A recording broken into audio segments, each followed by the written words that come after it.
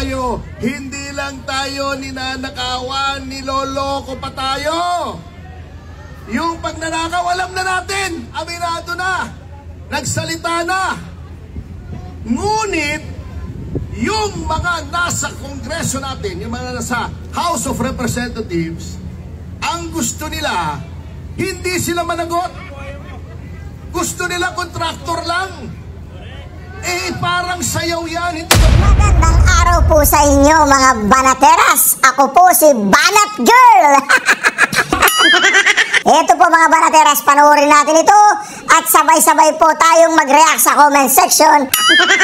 Alright, panoorin na po natin ito mga banateras. Mag-comment po kayo sa comment section at huwag po ninyong kalimutan mag-subscribe, i-like at i-share ang ating video. I am not Filipino for nothing. Mahalin po natin ang Pilipinas. Ito na po. Yan yung mga pag-uusapan natin ngayon. Oh, grabe no, patindi na ng patindi yung korupsyon talaga sa Pilipinas. Tapos yung presidente wala pa rin alam. Wala pa rin alam si Marcos. Katwiran niya, hindi daw siya nangingialam kasi nga daw hinahayaan niya lang daw yung para hindi daw masabing hindi daw masabing nangingialam daw siya sa isyong ito. Anak ng teting ikaw presidente, ikaw pumirma ng mga budget na to, tapos ngayon ayaw mong lumabas na parang pinapakialaman mo. Lupit mo talaga. Ang galing ng administrasyon, no? Talagang consistent sa consistent sila sa tinatawag na yung pagsisinungaling, yung hindi pag-amin, diba? Alam niyo, sa totoo lang, ngayon natin na pagtatantong na totoo yung sinabi dati ni Leni Robredo na sinungaling at talagang mandarambong itong si Marcos Jr. So yan, eto, para lubos nyong maunawaan ay ating papanoorin po itong ang interview po dito kay Senator Marcoleta at dito kay Kerubin. Ito yung malupit na mga pag-uusapan natin ngayon. So ito po, panoorin natin. Si Drew Nasino at John Ibanez po, DWIZ po, Senator. Drew and John. Opo. Morning, sir. Okay. Good morning po, sir. Opo. Salamat po, sir. Salamat po sa inyo po pagpapaunlak. Senator, first things first, of course, mainit po itong issue kay Ginoong Orly Guteza at meron pong desisyon ang Manila Regional Trial Court Branch 18. Ano po masasabi ninyo dito po sa inilabas po na desisyon na i-refer sa DOJ, ito pong sinasabing falsified documents ni Guteza para investigahan at kasuhan nga po at yung mga gumamit po ng kanya pong affidavit? Pinaiinit lang yan, John and Drew, kasi nakakapagtaka kung bakit sila nagko-concentrate sa bagay na yan. Ang sabi nga nila dyan, creating mountain out of a molehill, para magawa ni Guteza yan, ay siguro dapat pinasok niya yung opisinang nagnotaryo. Hiniram niya yung stamp ng notarial details. Hiniram niya yung dry seal, Tapos hinanap niya yung tawag diyan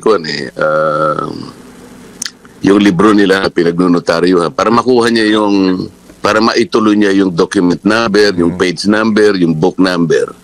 Imposible para makuha lahat ni Guteza yun at siya yung gagawa nun. Ang pinaka nangyari dyan, kagaya ng kalakaran ngayon, lalong-lalo na sa mga lugar na nakapila lahat yung mga maliliit na opisina nagnonotaryo, hindi naman talaga nandun yung yung abogado. Oo, actually, naman. Bibigay mo lang yung dokumentong gusto mong ipanotaryo. Pagkatapos, isosoli nila sa'yo, kumpleto na yung kahit tatak, saan naman yan, kumpleto Senator, yung di ba? Pirma, at sisingilin ka nila, magbabayad ka, alis ka na. Oo, may dry seal yan. Meron bang nagpanotaryo na bago siya umalis ay sinino niya muna, ma'am, sir, gusto ko lang pong masiguro na kayo nga po yung nakapirma rito. Pwede mong pumirma kayo dito sa isang papel para makumpara ko lamang po itong pirma dito sa ninotaryo ninyo. Para may nangyayari ba yun? Oh. Alam mo, yung judge na yun, ako pang pumunta sa kanya eh. Mm. Bukod doon sa gusto kong makita kung talagang hindi nga niya pirma yun, humihingi ako ng mga dokumento na dati niya ng ininotaryo. Halimbawa, August, July, June, April, March, February, January. Yung taon na ito magsimula. Para maikumpara ko lang kung comparison. yung ginamit na stamp pad at saka yung pirma. Pareho. Kung magkapareho naman halimbawa, bakit mo ngayon aakusahan si Gutesa? Alam mo dyan, Drew, Opo. dito lang ako nagtataka kung bakit dito sila nagko-concentrate. Alam mo, sa aking palagay, at ito'y paniwala ko na, itong statement ni Gutesa, ito ang pinaka-credible sa lahat ng statement na nagpahayag doon sa Blue Ribbon. Mhm. Si Gutesa has nothing to gain here. He has everything to lose. Pati buhay niya, pati buhay ng pamilya niya, isinapanganib niya. Wala siyang kikitain dito.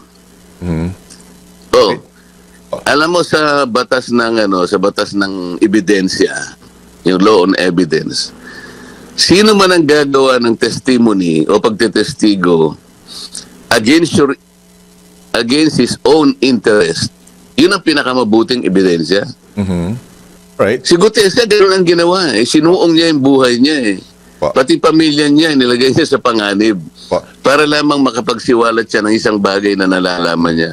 Right. At kung hindi niyo napansin, si Gutesa lamang ang nag-connect sa pagitan ni Saldico at saka ni Martin Romualdez. Ito ang kinatatakutan ng mga yan.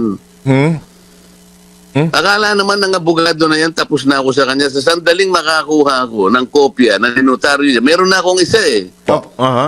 Meron na akong isa eh. Dito nila gustong ilagay, dito nila gustong ibaling yung pag-uusap. Alam mo, dyan, gagawa ko ng isang paghalimbawa. Halimbawa, merong isang nag-tip sa inyong dalawa na isang magnanakaw ng kalabaw. Hindi nyo ba papansinin kung sino yung sinabi niya na magnanakaw ng kalabaw? Ang gigisa inyo ba yung nag-tip sa inyo? Ito yung pinaka-problema ngayon eh. Ang Blue Ribbon Committee nahulog na doon sa aking pagpapalagay na ito'y nauwi na sa police investigation eh. Hindi na investigation in aid of legislation. Palibasa kasi yung nag-chairman, police talaga eh. Pinupulis ba, Senator Marcoleta? Banggitin nyo? Pinupulis? Ano? Pinupulis po Pinupulis ba? yung investigasyon? Hindi ba police investigation ang nangyayari?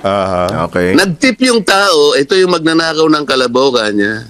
Imbes na yung magnanakaw ng kalabaw, ang usisain nila at gumawa sila ng paraan para matukoy talaga kung totoo yung sinasabi nung nag-tip sa kanila. Aba yung nag-tip sa kanila, ang ginisa.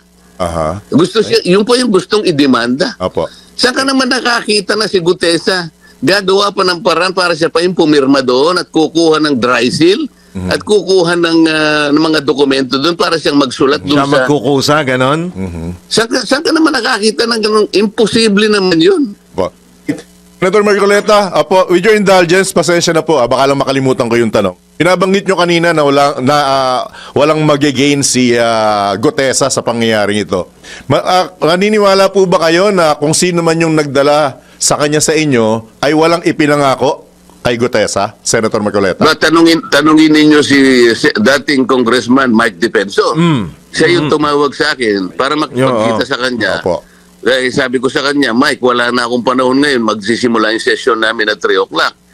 Sabi niya, Sen, baka meron kang 10 minutes dyan or 15 minutes kasi nandito lang naman kami dito sa... Tutukuhin ko na. Talaga namang yun na sinabi ko sa pagdinig. Yung sa Seascape, merong Golden China dyan. Dahil yun ay 5 minutes lang naman sa Senate, tinagpo ko yung tao. Kasi basahin mo lang, sabi niya, meron siyang prepared na affidavit dito. O yun ang ginawa ko. So ngayon, kailangan ipatawag nila si Mike Defensor. Yun! Ang kanina pa namin Hindi ba? binabanggit, Senator. Okay. Oo. At hindi lang naman si Mike Defensor ang nandun. May dalawa pang taong kasama niya, bukod kay Gutesa. Kasama ni Mike, tatlo sila. Po. Pang-apat si Orly Gutesa. Sino po yung dalawa, Senator? May Ay, idea po kayo? si Mike Defensor na siguro, baka magkamali pa ako sa pangalan. Hindi ko natapos eh. Senator, yun ang bago, ha?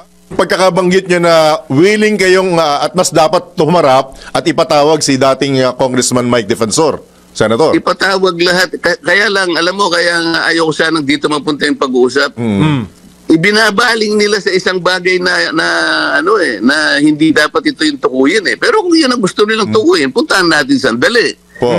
Pero yung sinasabi ni Gutesa, na may binanggit siyang mga pangalan doon, kamukha nung tumatanggap ng pera, yung nagbibilang ng pera, ang pangalan ay John Paul Estrada, merong Mark Tiksay, hindi man lang nila tinawag. Ayaw nilang tawagin yun. Yun ang mga matitibay na dapat ipatawag doon sa committee. Takot na takot si Ping Lacson na mabunyag o matukoy talaga si Martin Romualdez. Sasabihin ko na sa inyo, hindi kami magkalaban ng taong yan. Kung gusto niya talaga na sumama sa akin sa pagtukoy ng mastermind, kumbaga sa isda, yung pinakamalaking isda, huwag niya akong awayin dito sapagkat pareho lang ang layunin namin. Hindi ko siya maintindihan eh. Alright. Yung Gutesa, sinadya akong gawin yon na in-encourage ko silang magpasailalim sa Witness Protection Program sa pag-aakala ko na mahirap talagang matukoy ang mga mastermind kung simpleng pagdinig lang. So na-encourage ko, lumabas yung tao, nakapagsalita initially ng 17 congressmen. Tinawag ba niya kahit isa doon? Wala. Opo. Yun ang hindi ko gusto sa kanila eh. Yun ang nahahalata ko sa kanila. Sa sandaling natutukoy ang pangalan ni Saldico at saka ni Martin Romualdez, iniiba nila ang usapan. Alright. Senator, maituturing po ba natin na itong kay Gutesa ay perjury po yan at hindi po ba dumaan sa proper vetting procedure po ng Senado ito pong si Orly o si Orly Gutesa pati po yung kanyang sinumpang salaysay, Senator? Sinong nagsabing perjury? May tuturing po ba? May tuturing po ba yan? May tuturing? Hindi nga, sinong nagsabi na may tuturing na perjury? Alright. Sino? Magsabi ka ng pangalan kung sino nagsabi. So, hindi pa ho natin... Hindi, si Senator Lacson ang nagsabi, di ba? O di patunayan niya nga. Total, maghaharap naman kami, di ba? Sa November. Bakit hindi ang ipatawag niya yung abogada para makita natin, para matanong din natin. Meron ka bang lugar doon na nagpapanotaryo ka doon sa Pasay City? Sa iyo ba yun? Kasi kung hindi man ikaw ang pumirma dyan, chances are, meron kang nilagay na tao doon na taga-pirma. Isip-isipin mo, nasa book 8 ka na, ginawa niyong hanap buhay talaga to eh. Parang cottage industry na itong rito sa atin. Kayong dalawa lang, yun rin naman ito, pumunta kayo sa isang makapal na tao, yung maramihan tao. Sa sitol na lang, nakapaikot ang nagnonotaryo dyan. Meron bang nagpapanotaryo na lalapit bago siya umalis eh. Pasensya na po kayo. Pwede bang pumirma lang kayo dito sa papel na to para masiguro ko lang po na kayo po ang pumirma nito? Tama rin naman. Paano nakuha ni Gutesa yung dry seal? Paano niya na-stamp? Yun lamang alam mo, yung maliit na stamp pad na nakalagay yung Manila. Right. Mag-i-invento pa ba? Pirma pa. Hindi naman pirma ni Judge Manila, yung tapos ididiin niya doon sa space para makita niya yung lugar Manila. Opo. Right. Ay, Senator. Pinaka-imposible ang ini-imagine ng mga taong ito. At di umano, ako pa raw ang gumawa niyan. Tingnan natin. Kailangan ipatawag niya pati yung judge. Kasi yung judge, ako mismo nagsabi sa kanya, nire-request ko sa kanya. Pinaka-importante po rito, judge. Bigyan nyo lang po ako ng sample, okay na po ako. Ako pa nagpunta ron, pagkatapos na sumagot sa akin, hindi raw niya ako pwedeng kasi I am not party to the case. Sino ba ang party to the case? Yung bang abogada nagpunta sa Blue Ribbon Committee para siya mag-complain? Hindi. Gumawa lang siya, pinaano niya sa social media, pinalabas. Dapat hindi ganon. Dapat pumunta siya sa Blue Ribbon Committee at siya mismo ang nagpahayag ng complaint doon na hindi ko pupirma yan. Walang ganon eh. Walang ganon eh. Yun ang sinamantala naman itong mga taong ito na nagkukunwa, na gustong matuko yung malaking isda. Right? Medyo segue lang ako with your indulgence, Senator Marcoleta. Ano naman po reaksyon nyo at may mga pinakakasuhan na ang ICI sa Ombudsman kaugnay ng flood control scam? Sino yung mga... Senator Villanueva Estrada. Alam mo, Drew, dyan, ako okay lang sa akin, magkaso sila eh. Magsimula, hindi ko naman minapaliit yung maliliit na isda. Tama rin naman, basta nasangkot dyan, isama lahat. Pero kapag ka naman, deliberate naman, iniiwasan mo yung malalaki, nagtataka na ako dyan. Bungal-bungal. Bakit? Pinaka-credible si Gutesa. Bakit hindi tayo mag-concentrate doon? Tinuro niya si Saldico, tinuro niya si Martin Romualdez. Aba, wala man lang gustong magumpisa kung paano natin sisya sa atin itong mga ito. Tinuko niya yung Mark Texay, tinuko niya yung John Paul Estrada. Silang nagbibilang ng pera, silang tumatanggap ng pera. Takot na takot tawagin yung dalawa na yon. Hindi niya ba nahahalata ito? Pagka Martin Romualdez, ayaw nilang kalkalin. Pero ipapatawag daw, Senator, sa susunod na hearing. Aba, yan ang inihintay ko eh. Yun? Ipatawag. Ang tanong dadalo ba? Ipatawag. Opo. Unahin mo na lang yung Mark Texay. Pagsama-samayan, Mark Texay at saka yung John Paul Hernandez, John Paul Estrada. Pagkatapos, kung makakarating si Saldico, at saka yung pinakamalaki. At saka yung pinakamalaki, Martin Romualdez. Alright. Okay. So marami pa tayong aabagan, Senator Marcoleta. Ayaw nilang humarap, ayaw nilang harap-harapan na pag-uusap. Puro Twitter, puro interview. Puro Sokmed, Pati TikTok. Pati Sokmed, lahat. Anyway. Sino ang maniniwala na si Gutesa, makukuha niya yung dry seal, makukuha niya yung stampad, dalawang stampad yun, at makukuha niya yung document number, page number, book number. Mariosep naman. Maraming salamat po sa inyong oras. Hello, Ma'am Pinky. Good evening. And to our General, General Kerubin, good evening, sir. All right. Unang-una po, ano ho ba talaga ang sinabi ng Navy, or at least the statement of the Navy, with regards to the claim of former Congressman Mike Defensor na si Sergeant Gutesa daw is being taken care of or is being protected by the Marines? Yun po ang sinabi niya sa akin kagabi sa aking interview. Okay. First and foremost, Ma'am Pinky, we would just like to inform everyone that the Philippine Navy and the Philippine Marine Corps exercise due diligence in investigating, in checking if indeed these claims are true. But we would like to assure you that the Philippine Navy and the Philippine Marine Corps is not protecting nor having under its custody Mr. Gutesa. We have checked this several times already po, ma'am. Why did you have to check it several times? Were there issues already in the past that actually people thought that he was there in the compound of the Marines? Ma'am, because there were questions already being asked, so we just wanted to make sure for that. How long ago were you checking if indeed he was in the compound of the Marines? We would just like to, thank you for the question, ma'am. We would just like to ensure everyone that Mr. Gutesa is already not in the active service. So he's considered as a private citizen.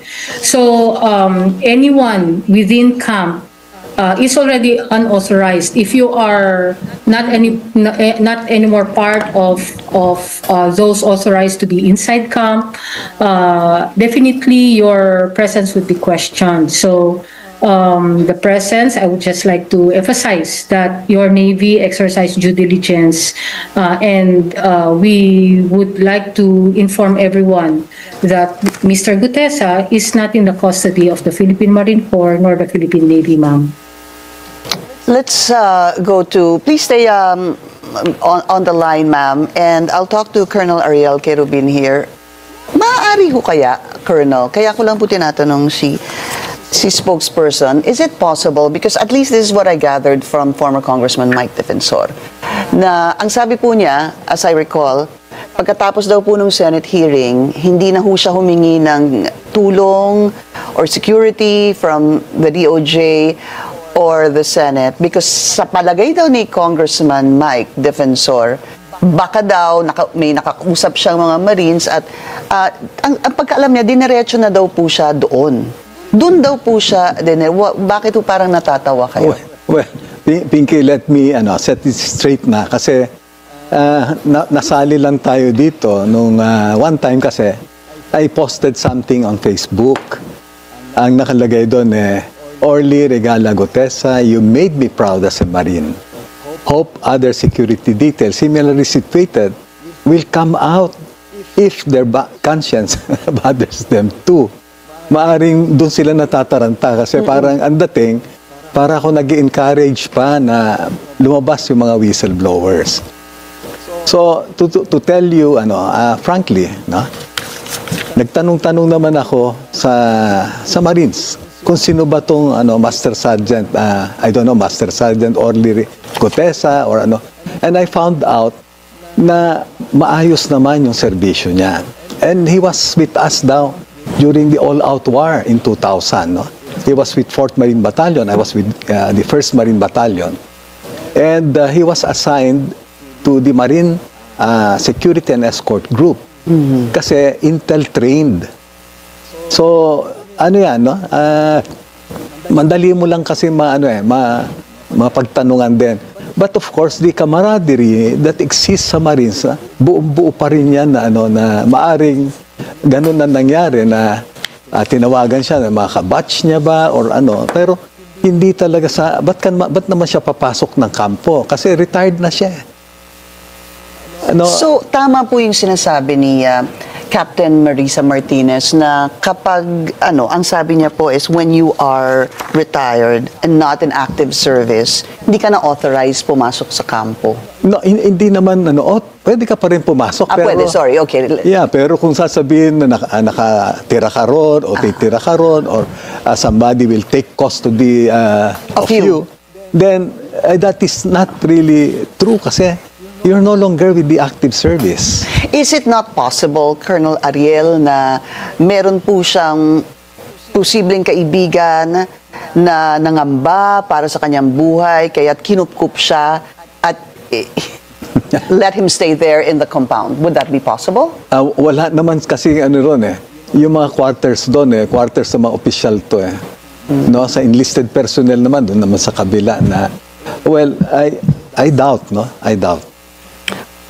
Let me go back to Captain Martinez. Captain Martinez, so you have been checking, sabi mo nga, the Navy has been checking if he's there. And as mentioned a while ago, kapag not in active service, parang, let me repeat and clarify, you are not authorized to na manirahan o manatili doon sa compound para po malinaw. So, ano po ang is there a theory that you have in mind, that the Navy has in mind, why Congressman Mike Defensor, former Congressman Mike Defensor was pretty sure that he is there, at hindi lang po yun pati yung kanyang pamilya ay kinuha at kinupkop at pinrotektahan din ng mga kasama ni Sergeant Gutesa sa Marines.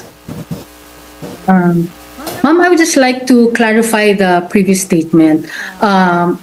Indeed, those who have retired or resigned from the service are not anymore authorized to leave inside camp because we have our camp regulations and the camp commander knows who are authorized. So those who are authorized are those in active duty, their immediate families, and if you have a house help, you still need to register the name of your house help. So monitor po yung mga those who are living in your respective quarters, and of course in our headquarters and the different units there, it is unauthorized to have someone who is not part already of the unit staying inside your unit. So that's just a clarification. And to your question on the statement of Sir Mike Defensor, well, the Philippine Navy does not want to speculate on the statements or motives of private individuals. Our focus in the Navy and the Philippine Marine Corps remains on our institution mission, which is to safeguard our national sovereignty and serve the Filipino people. He said this, Captain, in fairness to the Marines, kinukup agad, but eventually tinago sila. This is regarding the family of Sergeant Gutesa, so as not to endanger them.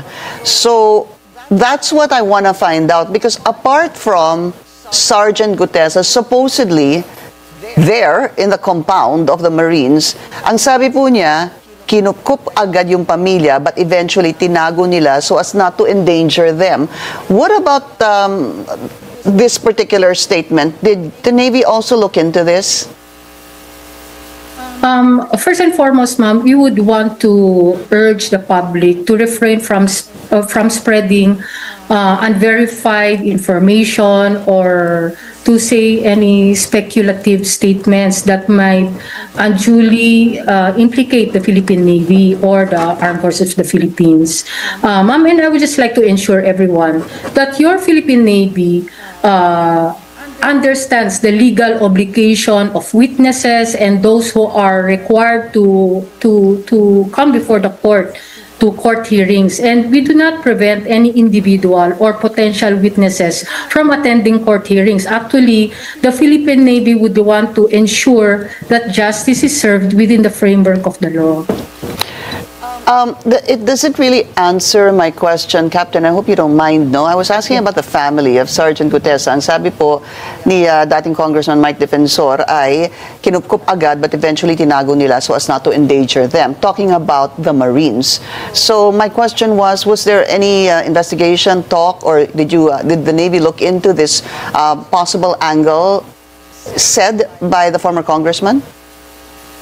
I would just like to inform everyone that Mr. Gutesa did not request any protection from the Philippine Navy. Okay. Yes, ma'am. And the family as well. If he did not ask for protection, what about the family, his family? For the Philippine Navy, Mr. Gutesa did not request, but for the family, definitely it would pass through Mr. Gutesa, and if that is already a personal matter for the family, and if they would contact their friends or the friends of Mr. Gutesa before or former classmates, it is their personal personal. It's a personal matter which is beyond the Navy's purview. Captain, was there any talk, or when you looked into this, was there any time that Sergeant Gutesa actually made it to the compound of the Marines after the Senate hearing? Again, I would just like to inform everyone that Mr. Gutesa did not request any protection from the Philippine Navy. He did not seek any assistance or protection, and actually we have authorized agencies like the PNP whom he could approach if he would want to seek for protection assistance. All right. Philippine Navy spokesperson Captain Marisa Martinez, ma'am, thank you so much for your time. Thank you very much. All right. Let me go back to Colonel Ariel. I think have there been individuals who actually sought your help, humingi ng tulong sa inyo with regards to Sergeant Gutesa, sir? Yes. Okay. Marami naman yung iba, they were soliciting ba na suportahan ko siya. I mean, yung iba naman nagpapatulong para mag-surface siya. Alam mo, sabi ko nga, klaro naman, very consistent tayo sa anti-corruption and good governance advocacy natin. So paglabas nga nito, kaya naman lumabas yung post ko na yon, kasi sabi ko, Marines ito. No, ang dating talaga malakas ang loob, gaya ko, di ba? Parang So yun ang ano. After that, eto na, no, nawala na siya. Maraming nanghihingi na, sir, protektahan natin, protektahan. Hindi ko nga alam kung nasaan eh. Di ba? Yun lang naman yung ano. Kaya lang, siyempre, when it pertains to the Philippine Marine Corps, ang ano nila si Ariel kasi, siya naman yung nalalapitan nila, ganyan. Which is true. Pero ito, in this case, yung mga kabatch niya ang nakikiusap sa akin na, sir, maayos yung serbisyo nito, ganito, ganyan, protektahan natin. And even, nakausap ko yung mismong officer ng yung MC2 Cotawa Intelligence, no? Sir, ano yan? Sa Intel dati. And what were they saying? Well, they have nice words for him, no? So, bilib naman po sa kanya. Kasi yun nga, maliit lang naman kasi yung unit na kung wala ka sa ayos, no? Yung service reputation mo. Lalabas at lalabas. Yan. All right, we're going to take a very short break. We'll continue our discussion. Who were able to watch the interview last night. Yes. And Congressman Mike was really saying, nandun po siya sa compound ng Philippine Marines. Nung inyo pong napanood yon at inyo pong narinig, ano pong pumasok sa isip ninyo? Well, sa akin kasi, after what I've been through, I'm very discerning, no? Hindi lahat ng napapanood ko o nababasa, hook, line, and sinker, kinukuha ko. Kasi maraming propaganda ngayon, no? It's all about, yun yung maingat ako na not even to take sides or basta ang nangyari lang dito, kaisa ako ng taong bayan na galit sa nangyari. Ganun lang kasimple yan. Galit sa korupsyon. Galit tayo sa korupsyon, galit tayo doon sa mga magnanakaw na yan.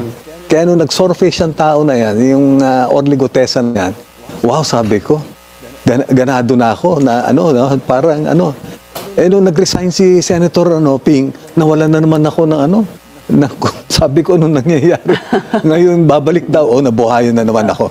But what do you think of, kasi ano ho ang iyong palagay dito sa naging salaysay ni Sergeant Gutesa mula po dun sa nagsalita siya at nabuhayan kayo sa Senate hearing to the time na he did not seek help from the DOJ or the Senate for protection, to the time that we can't seem to find him or no one seems to be able to find him, to the time yesterday, sir, na sinabi ni former Congressman Defensor na nandun po siya sa Philippine Marines. Yeah, alam mo, nung nag-surface siya, di ba, nag-appear siya sa Senate hearing na resource person, yung mga sinabi niya, parang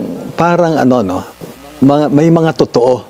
The fact na they wanted his statement to be retracted, to have may trumabaho na na i-retract niya yung mga statement.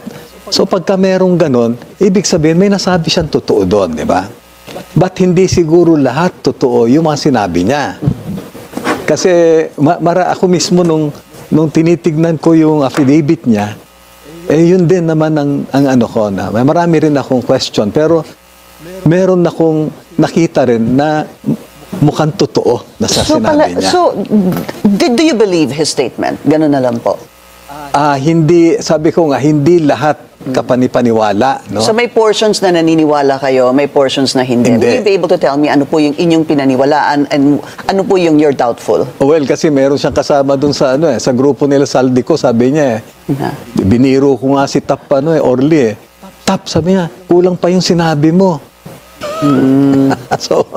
So meaning, inaano ko, hinihimay-himay ko, ano kaya yung nasabi niya na totoo? But parang ang lumalabas dito kasi marami raw pera na nung bago mag-eleksyon. Na yun naman lumalabas sa mga Kaya ako naniniwala naman nung sinabi ni Senator Ping na sundan lang natin yung ebidensya kung saan tayo dadalhin nito. Doon tayo at walang sacred cow. Ayun. Doon ako maniniwala na kasi ganun naman ang respeto mo kay Senator Ping pagdating sa ganito. When I asked you a while ago, Colonel Ariel, I said, sabi mo merong nagme-message sa inyo para suportahan si Gutesa. Siya Yes. po yun. Meron naman pong nagme-message sa inyo para tulungan hanapin si Gutesa. Doon po muna tayo doon sa support. Doon sa mga humingi ng suporta sa inyo para suportahan si Gutesa, ano po ang inyong naging tugon? Well, may nag-request sa akin, I don't want to mention names, ha? May ilalabas sana sila na manifesto na nire-request nila ako na i-post ko ito doon sa... Manifesto of support for Sergeant Gutesa. Ang ano ko lang doon so I cannot, no? Kasi siyempre may mga ano naman may mga restrictions ba sa ano ko. Naintindihan naman nila. Kasi if I come out na in support ba, parang inadmit mo na kasama ka doon sa group na yan.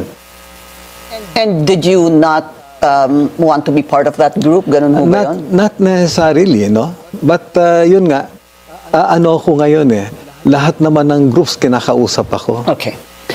Surface.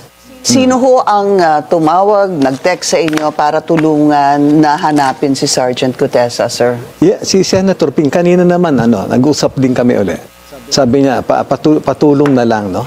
Kung paano mo, alam ko malawak yung iyong network.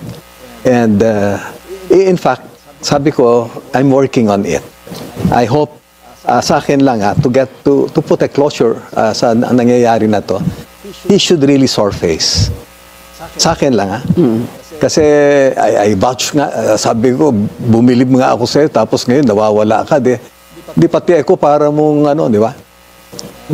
Napaso.